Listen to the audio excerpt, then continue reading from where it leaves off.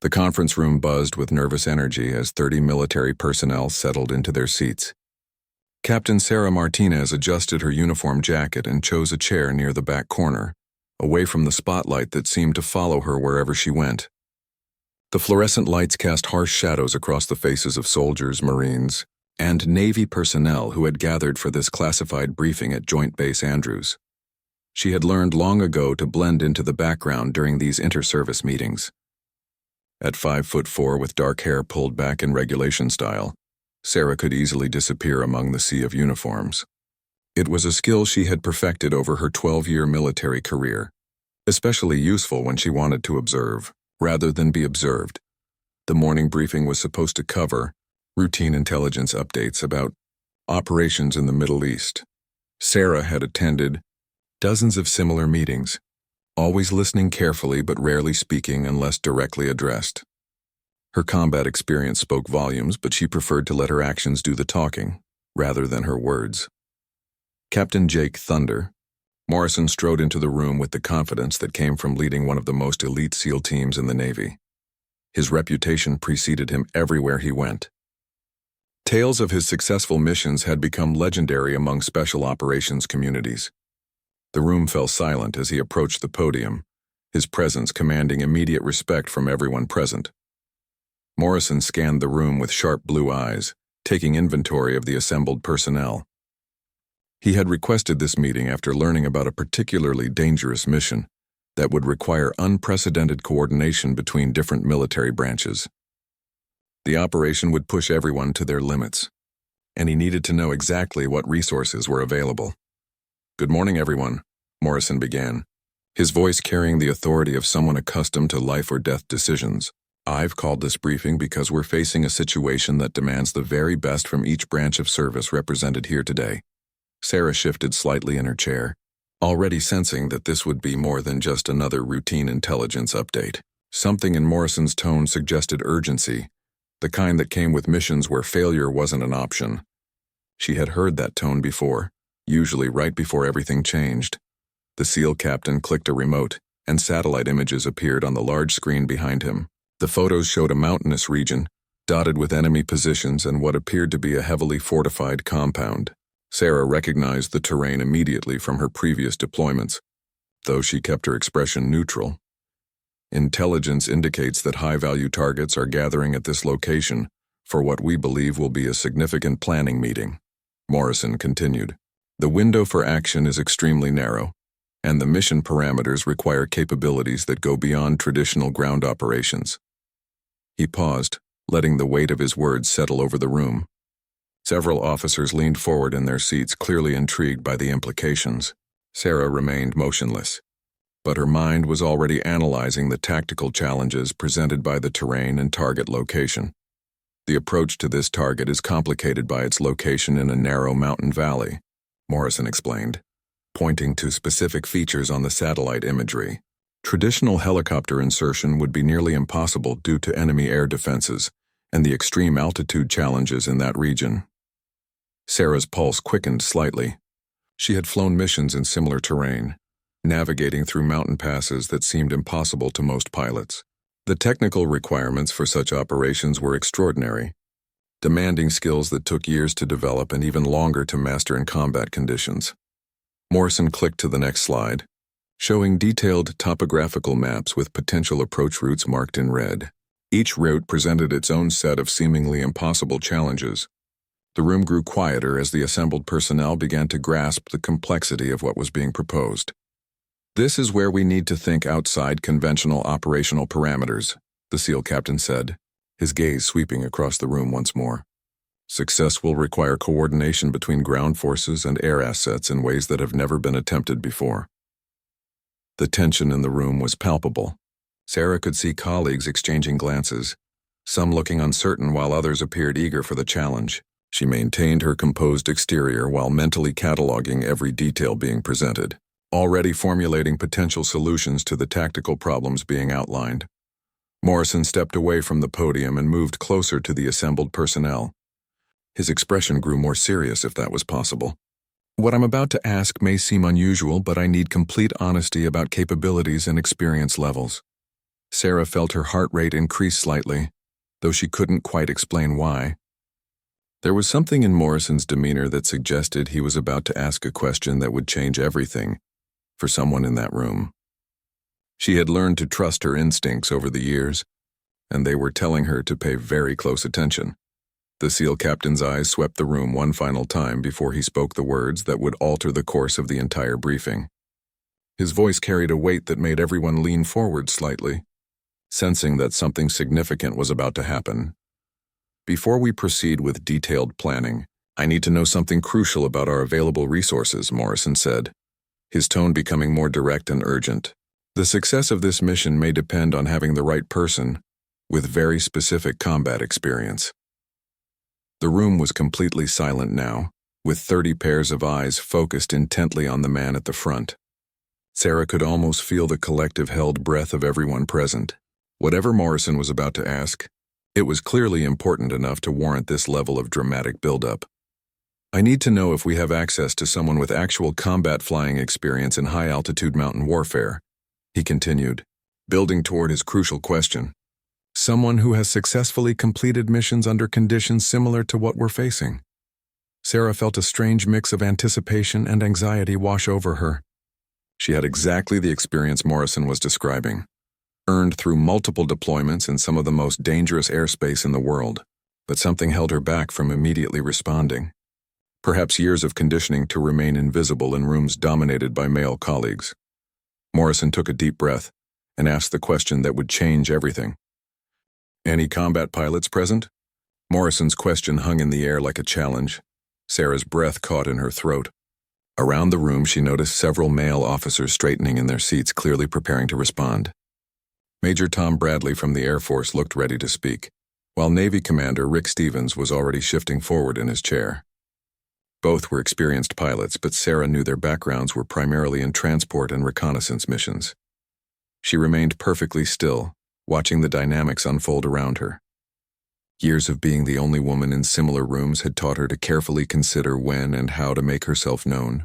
Too often, her contributions had been dismissed or questioned simply because of her gender, regardless of her qualifications or experience. Morrison waited patiently as 3 male officers began to raise their hands. Major Bradley was the first to speak up, his voice confident and clear. Sir, I have over 2,000 flight hours, including multiple deployments to Afghanistan and Iraq. Excellent, Morrison replied, making a note on his tablet. What about combat missions specifically? Close air support? Tactical strikes? Anything involving direct engagement with enemy forces? Bradley hesitated for just a moment, and Sarah could see the slight deflation in his posture. Most of my experience has been in transport and supply missions, sir. Some reconnaissance, but no direct combat flying. Commander Stevens spoke next, eager to fill the gap. Captain Morrison, I've logged significant time in combat zones. Navy aviation, primarily carrier-based operations in support of ground forces. That's valuable experience, Commander, Morrison acknowledged. But I'm specifically looking for mountain warfare experience. High-altitude operations in terrain similar to what we're looking at here. Stevens's confidence wavered slightly. My combat experience has been primarily over ocean and desert environments, sir. Limited mountain operations. Sarah felt her pulse quicken as she listened to the exchange. Everything Morrison was describing matched her background perfectly. She had spent 3 years flying combat missions in Afghanistan, navigating through mountain passes that most pilots considered suicide runs. Her aircraft had taken enemy fire more times than she cared to remember, and she had completed dozens of successful missions in exactly the type of terrain shown in the briefing. But doubt crept into her mind as she watched the interaction between Morrison and her male colleagues. Would he take her seriously? Would the room full of special operations personnel accept that a woman might have the specific experience they desperately needed?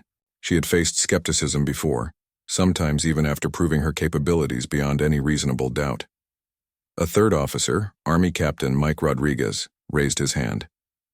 Sir, I'm a helicopter pilot with extensive combat experience. Multiple tours, primarily in support of special operations. Morrison's expression brightened with interest. Now we're getting somewhere. Tell me about your high-altitude mountain experience. Rodriguez launched into a detailed account of his service record, and Sarah could see Morrison taking careful notes. While impressive, Rodriguez's experience was primarily in helicopter operations, which presented different challenges than fixed-wing combat flying in mountainous terrain. As Rodriguez continued speaking, Sarah found herself analyzing the mission requirements from her unique perspective. The satellite imagery had shown approach routes that would require precision flying through narrow mountain passes, exactly the kind of missions she had specialized in during her deployments. Her aircraft had been specifically modified for high-altitude operations, and she had trained extensively in the tactical maneuvers that would be essential for this type of mission. More importantly, she had actually succeeded in similar operations under combat conditions, not once but multiple times against determined enemy forces who knew the terrain as well as she did. Her success rate in completing assigned missions was among the highest in her squadron, a fact that had earned her both respect and resentment from various quarters.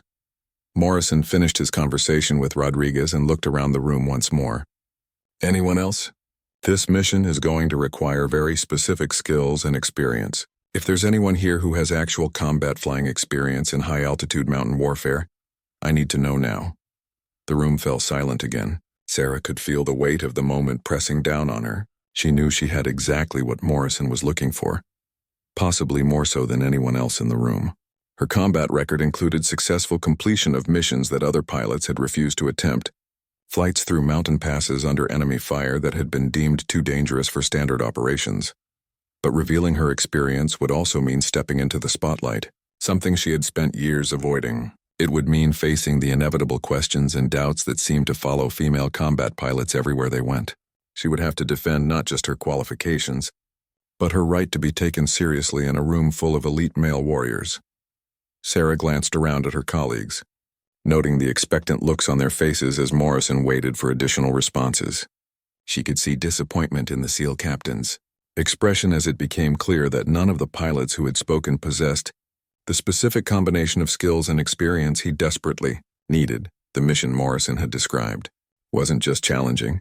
It was the type of operation that required a pilot with an almost instinctive understanding of mountain warfare tactics. Success would depend on split-second decisions made while flying at high altitude through narrow passes, potentially under enemy fire, with the lives of ground forces hanging in the balance. Sarah had made those exact decisions before. She had successfully completed missions that matched Morrison's requirements almost perfectly. Her aircraft had been shot at, her routes had been compromised, and she had still managed to complete her objectives while bringing everyone home safely. The silence stretched on, becoming increasingly uncomfortable. Morrison's expression was growing more concerned as he realized that the specific expertise he needed might not be available. The success of the entire operation could depend on finding the right pilot, and time was clearly running short. Sarah felt the familiar internal struggle between self-preservation and duty that had defined much of her military career. She could remain silent and let someone else take on the mission, probably someone less qualified but more readily accepted. Or she could speak up and face whatever challenges came with revealing her unique qualifications. As she wrestled with the decision, Sarah thought about the ground forces who would be depending on air support for this mission. Their lives might hang in the balance, and she potentially had the skills that could make the difference between success and catastrophe. The moment of truth was approaching, and Sarah realized she could no longer remain invisible. Sarah took a deep breath and slowly began to rise from her chair in the back corner of the room. The movement was subtle at first, barely noticeable among the 30 military personnel gathered for the briefing, but as she continued to stand, a ripple of awareness spread through the room. Conversations that had been murmuring quietly came to an abrupt halt. Heads turned toward the back corner where she had been sitting unnoticed for the past hour. Morrison's eyes locked onto her immediately, his expression shifting from disappointment to curiosity. The SEAL captain had been scanning the room repeatedly, clearly hoping that someone with the right qualifications would step forward.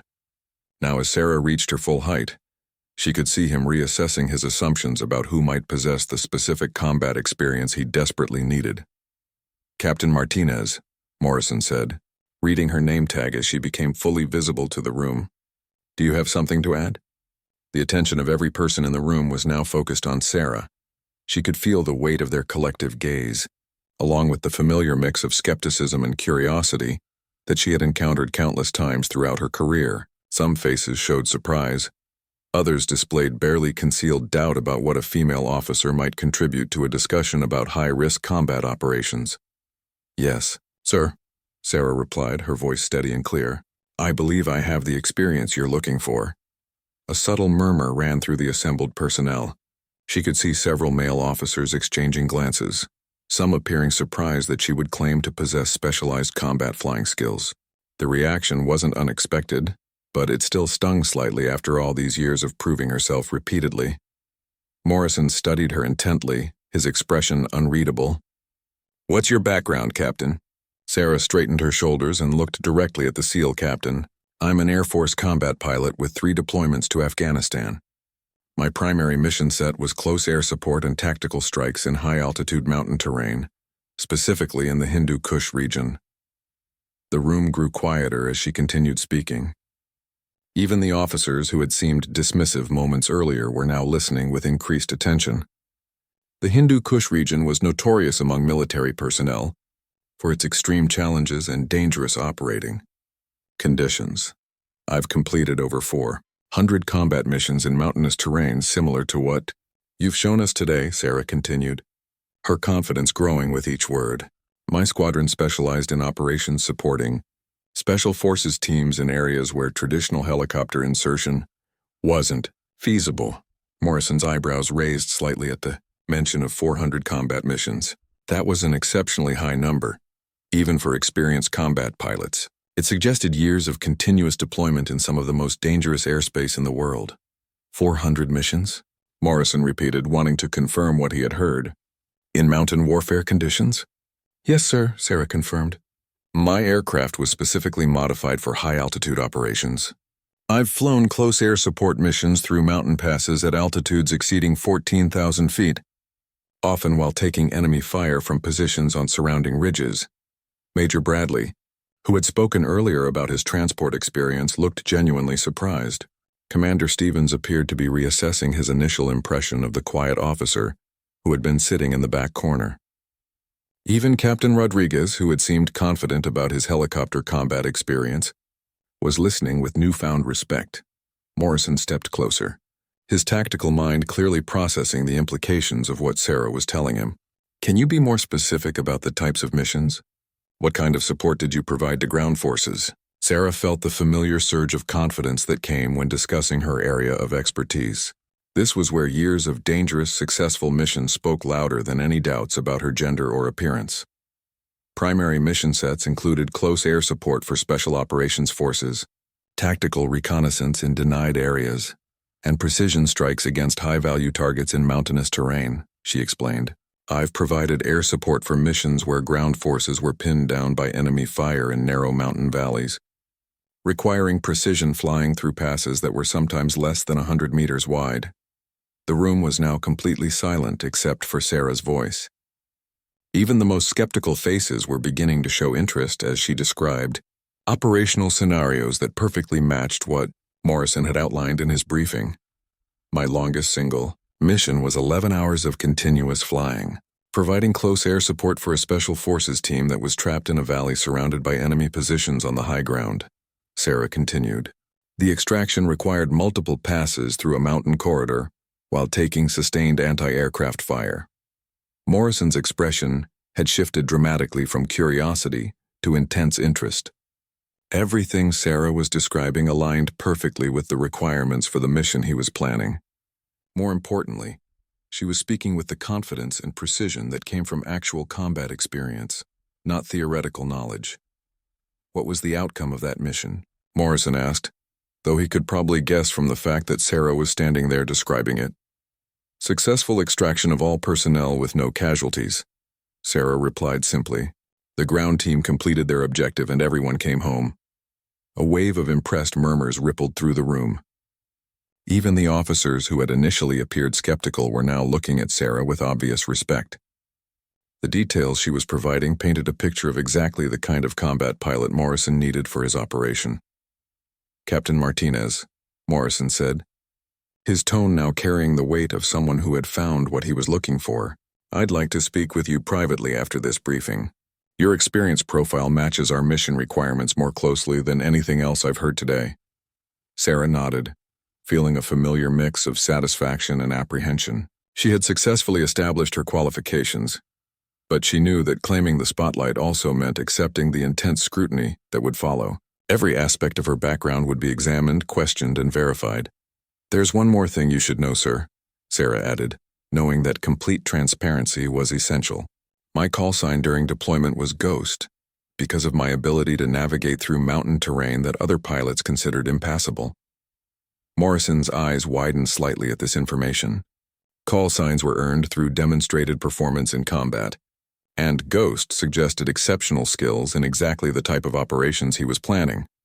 The SEAL captain looked around the room at the other officers, then back at Sarah. "It appears we may have found our pilot," he announced to the assembled personnel. The reaction in the room was immediate and complex. Some officers appeared genuinely impressed and supportive, recognizing that Sarah's qualifications were exactly what the mission required. Others seemed to be struggling with their assumptions about female combat pilots, clearly needing time to process what they had just learned. But Morrison's acceptance of her credentials carried significant weight in the room. Navy SEALs were known for their demanding standards and their focus on results over appearances. If the SEAL captain was satisfied with Sarah's qualifications, that endorsement would carry considerable influence with the other personnel present. The conference room erupted in a mixture of whispered conversations and barely audible exclamations as the reality of Sarah's qualifications sank in.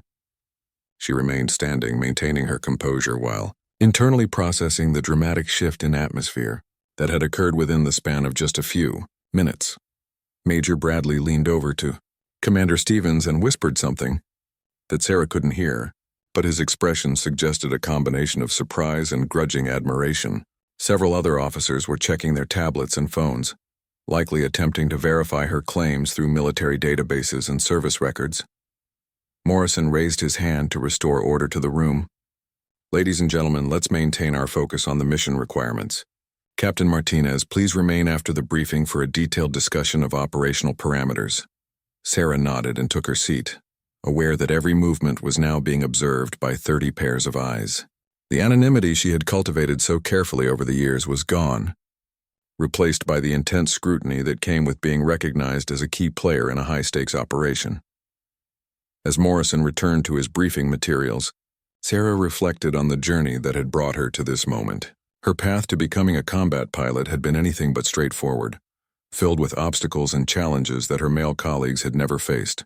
From flight school instructors who questioned whether women had the physical strength for combat flying, to deployment commanders who initially assigned her to transport missions, despite her advanced tactical training. She remembered her first combat deployment, when she had been relegated to supply runs while male pilots with less training were assigned to close air support missions. It had taken months of exceptional performance and persistent advocacy from her squadron commander before she was finally given the opportunity to prove herself in actual combat operations. The breakthrough had come. During a mission where the primary close air support aircraft had been damaged by enemy fire, Sarah had been flying a routine supply mission when the emergency call came through. Without hesitation, she had diverted to provide air support for a special forces team that was taking heavy fire from entrenched positions. Her performance during that first combat mission had been flawless. She had successfully neutralized enemy positions while maintaining constant communication with ground forces, all while navigating through a narrow mountain valley under challenging weather conditions. The ground team leader had specifically requested her for future missions, and word of her capabilities had spread quickly through special operations channels. Morrison continued his briefing with additional details about intelligence gathering and operational timelines, but Sarah found herself analyzing the mission from her unique perspective.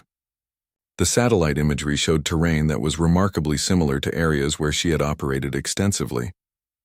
She could already visualize potential approach routes and identify the most challenging aspects of providing air support in that environment. The target location was situated in a valley, surrounded by peaks that exceeded 15,000 feet, with narrow passes that would severely limit maneuvering options. Anti-aircraft positions were likely positioned on the high ground, creating overlapping fields of fire that would challenge even the most experienced pilots. Weather conditions in the region were notoriously unpredictable, with sudden storms that could close mountain passes within minutes. But Sarah had successfully operated in similar conditions dozens of times. She understood the tactical principles required for mountain warfare.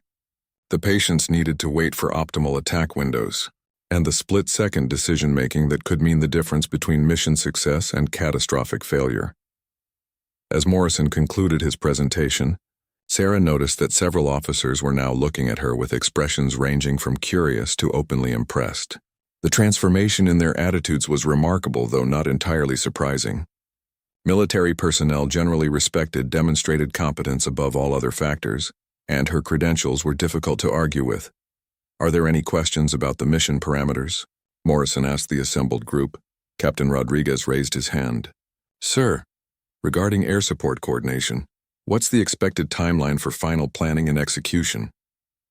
"We're looking at a 72-hour window starting Monday," Morrison replied. "Which is why having the right personnel identified now is crucial." Sarah felt her pulse quicken at the mention of such a short timeline.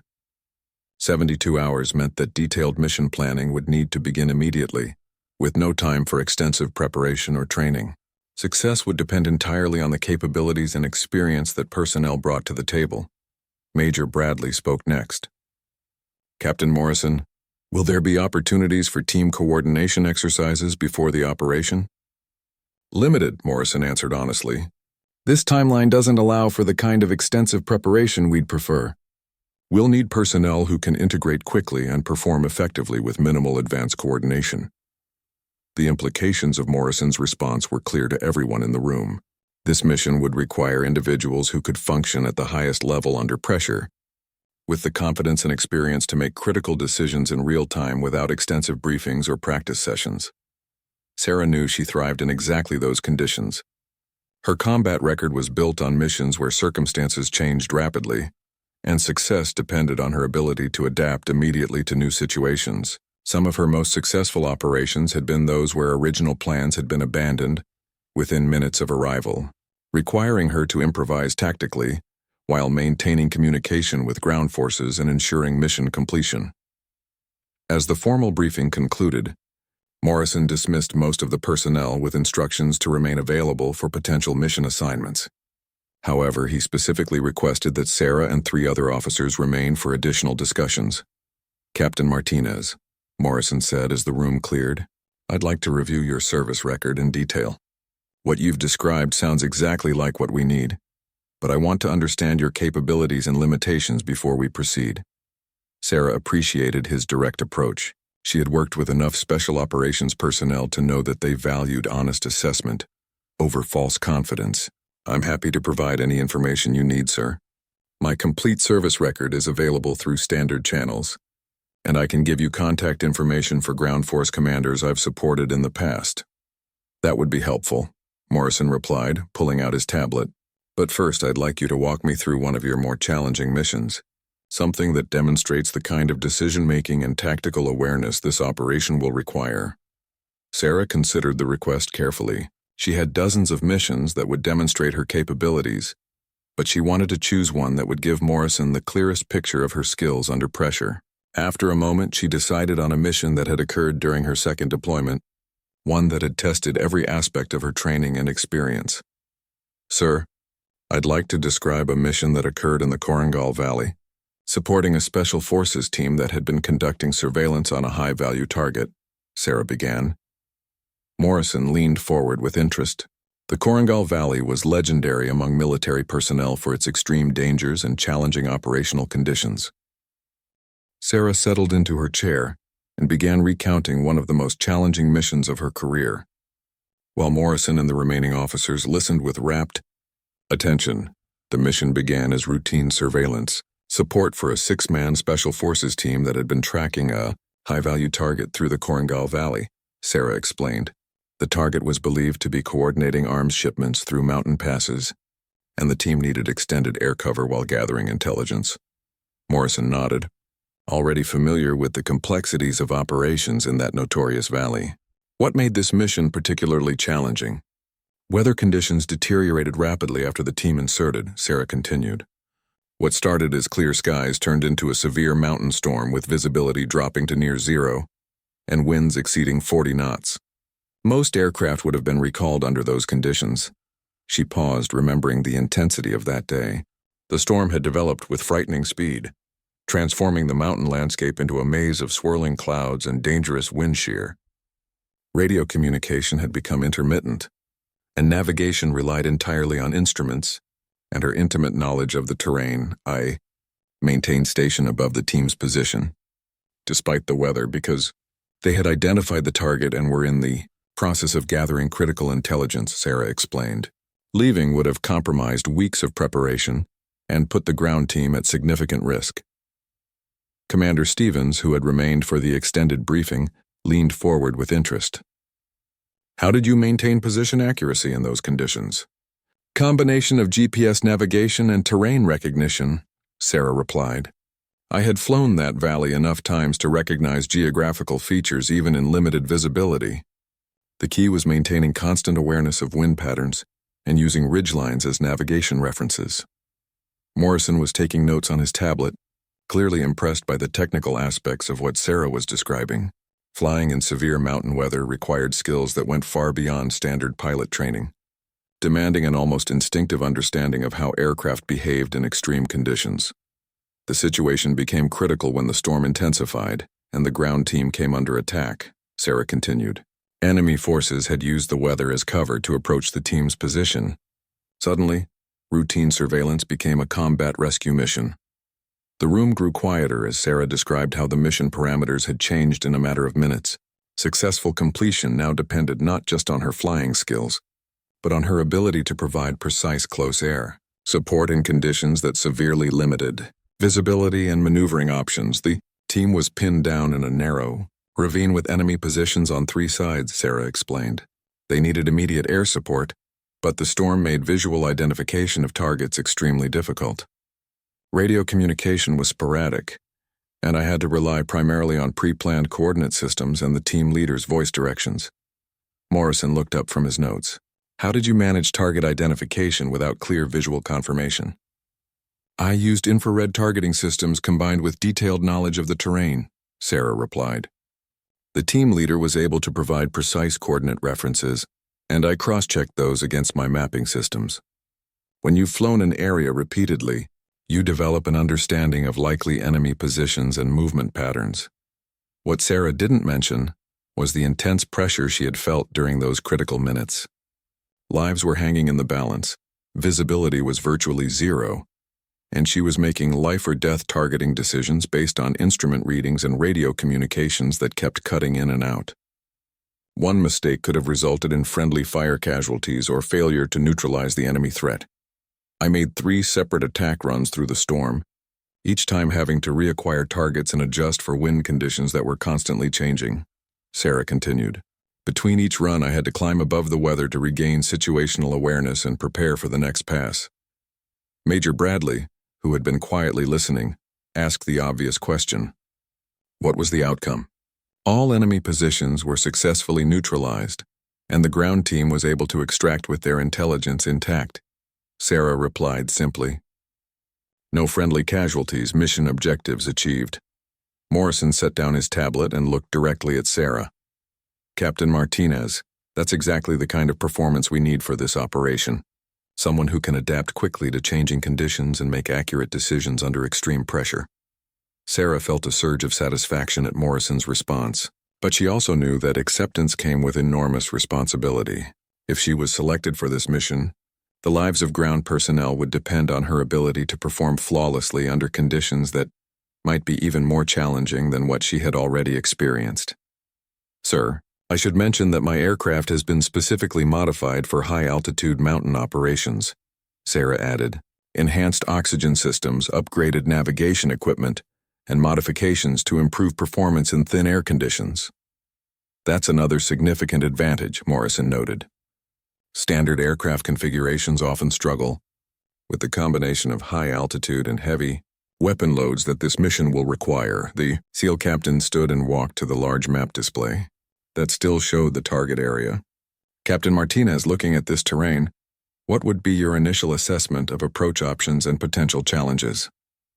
Sarah joined him at the map, studying the topographical details with the experienced eye of someone who had navigated similar terrain under combat conditions. The target location was situated in a narrow valley surrounded by peaks that exceeded 14,000 feet, with limited approach routes that would provide adequate maneuvering room. The primary challenge will be altitude and limited escape routes, Sarah observed. These narrow valleys create natural funnels that can trap aircraft if enemy forces are positioned on the surrounding high ground. Success will require precise timing and coordination with ground forces to minimize exposure time. She traced potential approach routes on the map with her finger, identifying the advantages and risks of each option. Years of experience had taught her to think like both a pilot and a tactical planner, considering not just how to reach a target, but how to do so while maintaining maximum safety for both air and ground personnel. I'd recommend multiple approach vectors to prevent predictable patterns, Sarah continued. Enemy forces in mountainous terrain typically position anti-aircraft weapons to cover the most obvious flight paths. Using varied approaches would complicate their defensive planning. Morrison nodded approvingly. That's exactly the kind of tactical thinking this mission requires. Someone who understands that successful mountain warfare depends on unpredictability and precise execution. As the extended briefing continued, Sarah realized that she had moved from being an anonymous observer to becoming a central figure in what was clearly a high-stakes operation. The weight of that responsibility was both exhilarating and sobering, representing everything she had worked toward during her military career. 3 hours after Morrison had first asked his fateful question, Sarah found herself at the center of intensive mission planning sessions that would have been unimaginable when she had quietly entered the conference room that morning. The small group now included Morrison's top planning staff, intelligence specialists, and coordination personnel from multiple military branches. Captain Martinez will be our primary air asset, Morrison announced to the expanded planning team. Her background and experience profile match our mission. Requirements better than anything else available within our timeline. Constraints. Sarah felt a mixture of pride and apprehension as she realized that she had gone from anonymous observer to mission-critical personnel in the span of a single briefing. The transition was remarkable, but it also meant that dozens of lives would soon depend on her ability to perform flawlessly under conditions that would challenge every skill she had developed over her career. The detailed planning session revealed the full scope of what Morrison's team was attempting. The mission involved inserting a 12-man special forces team into hostile territory to capture or eliminate multiple high-value targets who would be gathering for a rare face-to-face meeting. Intelligence indicated that this gathering represented the best opportunity in months to disrupt a major terrorist network. The window for action is extremely narrow, Morrison explained to the planning team. Intelligence suggests the targets will be at this location for less than 6 hours. We get one chance to get this right. Sarah studied the mission timeline and felt her pulse quicken. Everything would need to be executed with perfect precision, from initial insertion through target engagement and extraction. There would be no room for delays, equipment failures, or tactical mistakes. Captain Martinez, Morrison addressed her directly. Your role will be to provide continuous air support from insertion through extraction. The ground team will be operating in a valley with limited escape routes, so maintaining air superiority will be essential for mission success.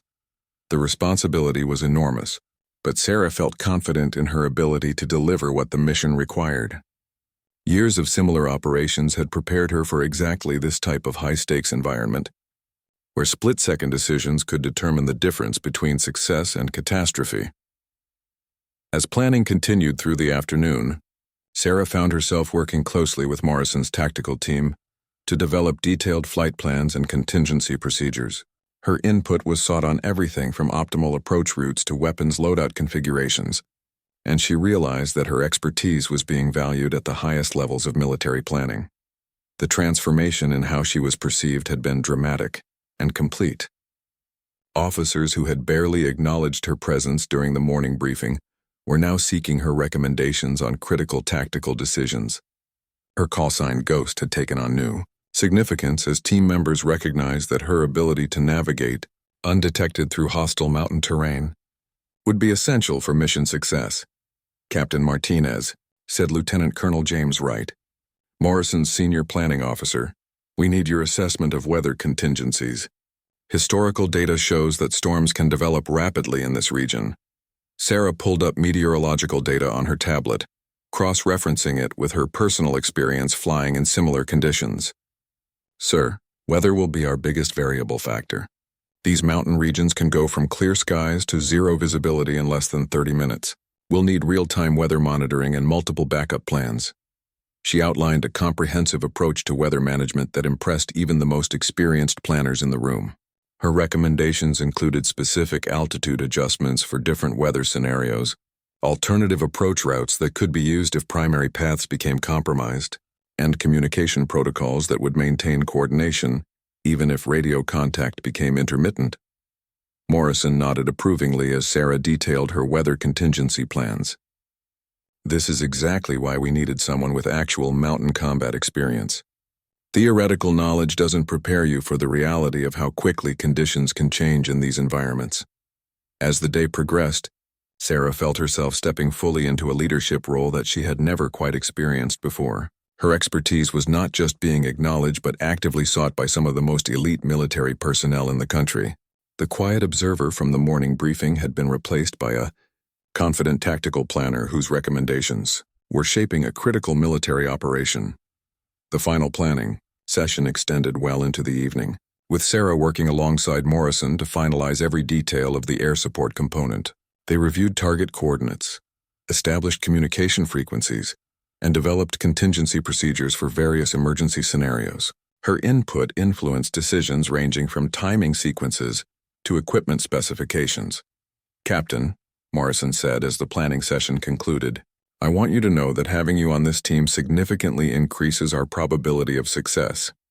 Your experience profile is exactly what we needed, and your tactical recommendations have strengthened every aspect of our operational plan." Sarah felt a deep sense of satisfaction at Morrison's words, but also the weight of enormous responsibility. In less than 72 hours, she would be flying into hostile territory to support a mission that could have significant strategic implications. Everything she had learned and experienced over her career had led to this moment. As she gathered her materials and prepared to leave the briefing room, Sarah reflected on the extraordinary day she had experienced. She had entered the morning as an anonymous observer and was leaving as a key player in a high-stakes military operation that would test every skill she possessed. The journey from invisible participant to mission-critical personnel had been remarkable, but Sarah knew that the real test was still ahead. In 3 days, when she strapped into her aircraft and headed toward hostile mountain terrain, her years of training and experience would be put to the ultimate test.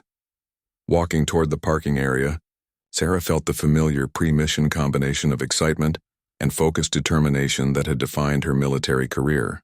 She had spent years proving herself in a profession dominated by men, earning respect through demonstrated competence under the most challenging conditions imaginable. Tomorrow would begin the final preparation phase, with detailed briefings, equipment checks, and coordination meetings that would fine-tune every aspect of the operation. But tonight, Sarah allowed herself a moment of quiet satisfaction at having achieved something she had worked toward throughout her entire career. She had risen silently when Morrison asked his question, and in doing so had claimed her place among the elite military personnel trusted with the most critical missions. The shock on the faces around that conference room had been replaced by respect and confidence in her abilities. As Sarah drove home through the quiet streets surrounding the base, she thought about the phone call she would make to her parents, carefully explaining that she would be unavailable for a few days without being able to provide any details about why. They had grown accustomed to such calls over the years, understanding that their daughter's work sometimes required extended periods of operational security. The mission ahead would be dangerous and challenging, requiring every skill she had developed over years of combat flying in the world's most hostile environments. But Sarah felt ready for whatever challenges lay ahead, confident in her abilities and grateful for the opportunity to serve at the highest levels of military operations. She had shocked them all by rising silently from her corner chair, and in 3 days she would shock enemy forces by appearing suddenly through mountain passes they thought were impassable. Captain Sarah Ghost Martinez was finally where she belonged, at the center of the action, with the lives of brave warriors depending on her unique skills and experience.